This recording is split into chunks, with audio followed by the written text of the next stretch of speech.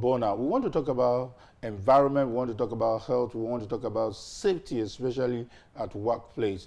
And to quickly tell us one or two things about it, we have Johnnie Banks. He is the board member and executive advisor of health, of environment, health, and safety. Good morning. Yes. Good morning. Yeah, basically, I think it's something that, let me not preempt your response, but a lot of people have said that how much do we take cognizance of these three things at our workplace? What's your observation? Well, our observations are that there are ways to prevent injury and damage on work sites if there's a sound approach to doing the work. Too many workers are killed on the job.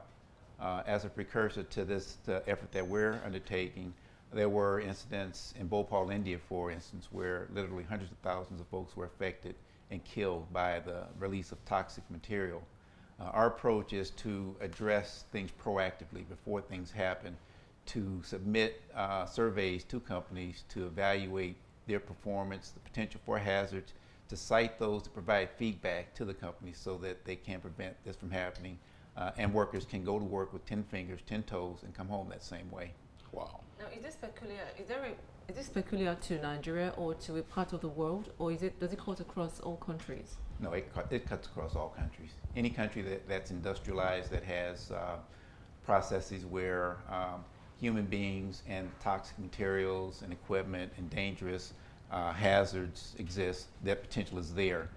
Countries that practice sound principles of environmental health and safety guidelines, they tend to operate, just fine and stay under the radar. But you have some instances where there's an horrific incident, as in the United States with the West fertilizer incident. There was a horrific explosion of ammonium nitrate where 15 people were killed. 12 of those were firefighters that responded. So generally, it involves a lack of awareness of the hazards before the incident occurs. What should actually be the measures now? Some companies may be listening to these who probably do not even know, let alone implement some of these policies where you don't even have the extinguisher around you, the exit door is not provided for, you're just caged in a particular place. What are the basic requirements that these companies should watch out for when it comes to, the necessary emergency measures that you should take? Okay. At a very basic level, employees should know where the emergency exits are. There should be training, there should be exercises, there should be procedural updates so that when there's a change in the process, employees know that that change has occurred. Sometimes those changes will change the chemistry of a process, and in so doing, create a hazard that wasn't there prior to that change. And so the enlightened approach to environmental health and safety is to address those issues when they occur, to consider if there's been changes, if so, what needs to be addressed to prevent a hazard entering into the workplace that wasn't there. My experience is that in a lot of cases where an incident occurs, employees have worked there for years and years and years with nothing happening. And all of a sudden there's an event that happens, and more times than not, there's been a change that wasn't really managed properly. Now, I don't know how long you've been in Nigeria. I would like to know your observations if you visited various workspaces. I've been in Nigeria for a little over a week now. This is my first time here from the Great. United States, and Welcome. I've enjoyed myself immensely, and thank everybody for the hospitality. We have had occasion to visit several industrial sites. My observations initially are that there are some areas that are in need of improvement, that there are things that, and that's not something that's peculiar to Nigeria. I've seen those same type of conditions in the United States in industrial complexes. What I would hope would be that if the feedback is provided to companies that there are these hazards, these conditions existing, that they would take an approach to address them promptly and move them out of the way so that folks can go to work and prevent occurrences. Let me help you a bit to give you a bit of feedback. I've seen some situations, not a few situations, not in all cases, where you see, they call them some kind of labor, where you see them being put inside some vehicles, and they are just being packed as, they are not being treated as humans, so to say. We find out that most of these companies are owned by foreigners, especially from the Asian part of the world.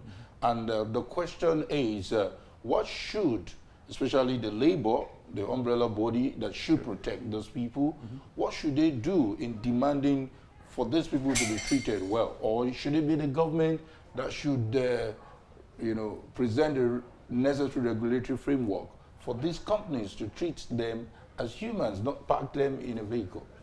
I think there's a shared responsibility, both employer, government, for the employees to be empowered to voice their concerns about being transported in means that aren't suitable for human beings to be transported.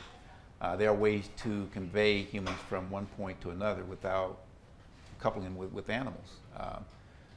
In the United States, there are guidelines in terms of people being transported. They can't reside in the back of a vehicle in most states. They have to be secured by some type of seatbelt or restraint system. And that's a systematic approach to make sure that folks are safe if there is an incident. If you have people housed in a container with animals and there is a mishap, they're very likely going to be hurt. And after the fact, it's easy to point out what should have been done. And so our approach is to look at those things before they happen and just ask the question, is that the best way to move human beings? There has to be a better way. Now in workspaces, let's talk about the workspace, environment, health and safety. What are the basic things that we should have in a workspace to ensure that every worker in that environment is safe, the environment is friendly enough without having accidents here and there? So what are the basic necessities in every workspace? Or the ambient conditions should be comfortable. It shouldn't be oppressively hot or cold. There should be a free flow of air circulating so that folks can breathe. There should not be any contaminants in that area that are causing folks discomfort.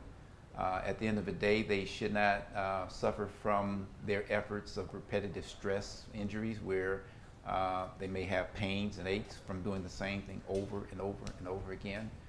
Human beings have limits, and enlightened organizations will hire ergonomic specialists to examine the workstations to make sure that folks aren't putting themselves at risk, because once the condition gets beyond a certain point, it becomes debilitating and that worker can't go back to work. So it becomes a cost issue for the employer. They have to pay workers' comp. That worker can't provide for his family anymore.